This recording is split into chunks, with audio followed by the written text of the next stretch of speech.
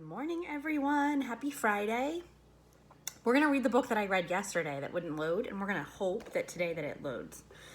We are going to read Cloudy with a Chance of Meatballs.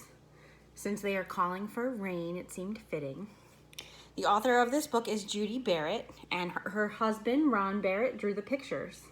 This is also a movie, so maybe you could look and see if it's on this weekend and compare it to the book. See if I can get this in here. Okay. We were all sitting around the big kitchen table. It was Saturday morning, pancake morning. Mom was squeezing oranges for juice. Henry and I were betting on how many pancakes we could eat, and Grandpa was doing the flipping. Seconds later, something flew through the air, headed toward the kitchen ceiling. And landed right on Henry. After we realized that the flying object was only a pancake, we all laughed, even Grandpa. Breakfast continued quite uneventfully. All the other pancakes landed in the pan, and all of them were eaten, even the one that landed on Henry. That night, touched off by the pancake incident at breakfast, Grandpa told us the best tall tale bedtime story he'd ever told. Across an ocean, over lots of huge bumpy mountains, across 3 hot deserts, and 1 smaller ocean,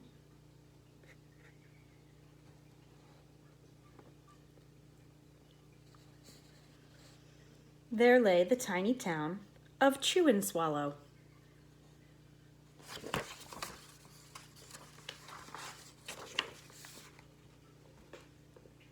There it is. I'm going to move you guys away a little bit and see if I can make this work. In most ways, it was very much like any other tiny town. It had a main street lined with stores, houses with trees and gardens around them, a schoolhouse, about 300 people, and some assorted cats and dogs.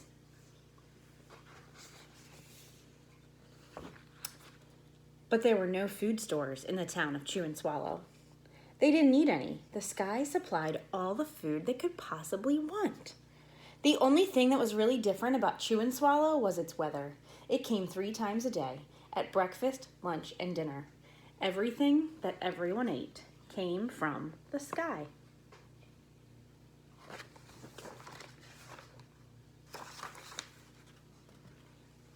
Whatever the weather served, that's what they ate. But it never rained rain. It never snowed snow. And it never blew just wind. It rained things like soup and juice. It snowed mashed potatoes and green peas. And sometimes the wind blew in storms of hamburgers.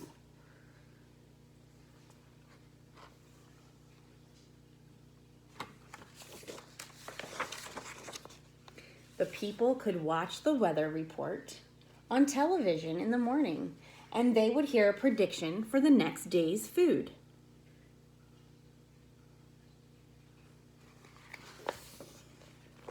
When the townspeople went outside, they carried their plates, cups, glasses, forks, spoons, knives, and napkins with them. That way, they would always be prepared for any kind of weather. If there were leftovers, and there usually were, the people took them home and put them in their refrigerators in case they got hungry between meals.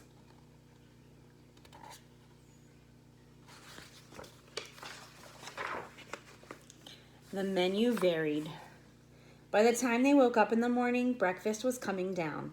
After a brief shower of orange juice, low clouds of sunny-side-up eggs moved in, followed by pieces of toast. Butter and jelly sprinkled down for the toast, and most of the time, it rained milk afterwards.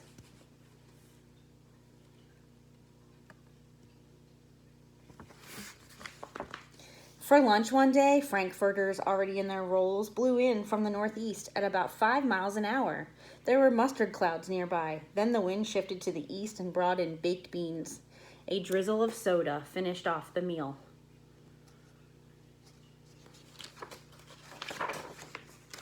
Dinner one night consisted of lamb chops, becoming heavy at times with occasional ketchup. Periods of peas and baked potatoes were followed by gradual clearing, with a wonderful jello setting in the west.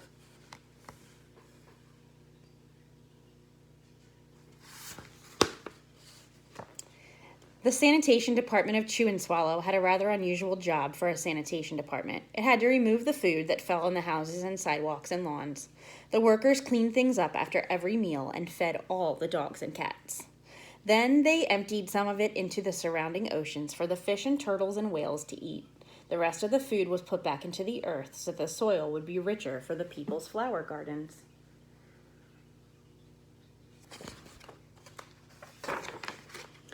Life for the townspeople was delicious until the weather took a turn for the worse. It says spaghetti ties up town.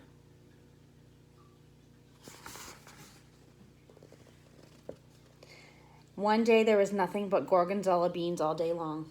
The next day there was only broccoli all overcooked. And the next day there were Brussels sprouts and peanut butter with mayonnaise. Another day there was pea soup for fog. No one could see where they were going, and they could barely find the rest of the meal that got stuck in the fog.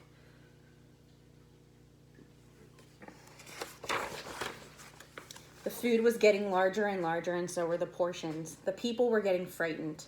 Violent storms blew up frequently. Awful things were happening.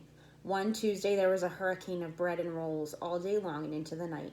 There were soft rolls, hard rolls, some with seeds and some without. There was white bread and rye and whole wheat toast. Most of it was larger than they had ever seen bread and rolls before. It was a terrible day. Everyone had to stay indoors. Roads were damaged. The sanitation department was beside itself. The mess took the workers 4 days to clean up, and the sea was full of floating rolls. To help out, people piled as much bread as they could in their backyards. The birds picked at it a bit, but it stayed there as it got staler and staler. There was a storm of pancakes one morning and a downpour of maple syrup that nearly flooded the town. A huge pancake covered the school. No one could get it off because of its weight, so they had to close the school. Lunch one day brought 15-inch drifts of cream cheese and jelly sandwiches. Everyone ate themselves sick, and the day ended with a stomach ache.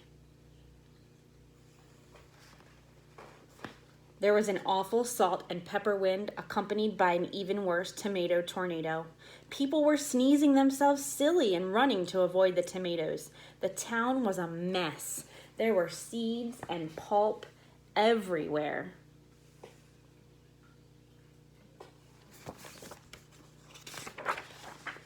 The sanitation department gave up.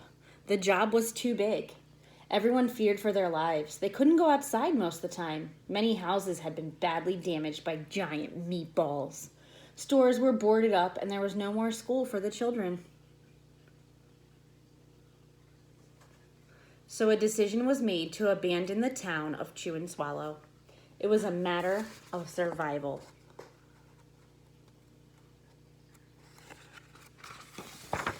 The people glued together the giant pieces of stale bread, sandwich style with peanut butter, took the absolute necessities with them, and set sail on their rafts for new land.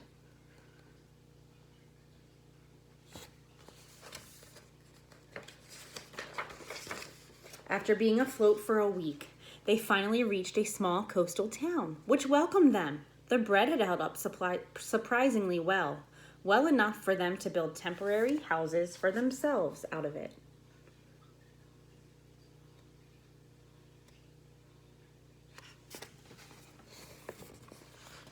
The children began school again, and the adults all tried to find places for themselves in the new land. The biggest change they had to make was getting used to buying food at a supermarket. They found it odd that the food was kept on shelves, packaged in boxes, cans, and bottles. Meat that had to be cooked was kept in large refrigerators. Nothing came down from the sky except rain and snow. The clouds above their heads were not made of fried eggs. No one ever got hit by a hamburger again. And nobody dared to go back to Chew and Swallow to find out what had happened to it. They were too afraid. Henry and I were awake until the end of the story. I remember his goodnight kiss.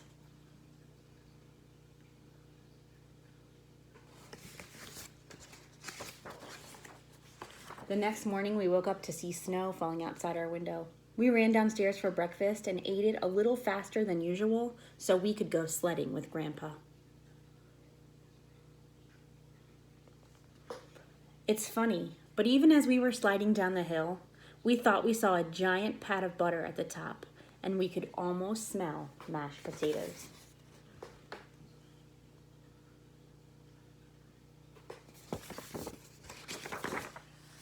The end.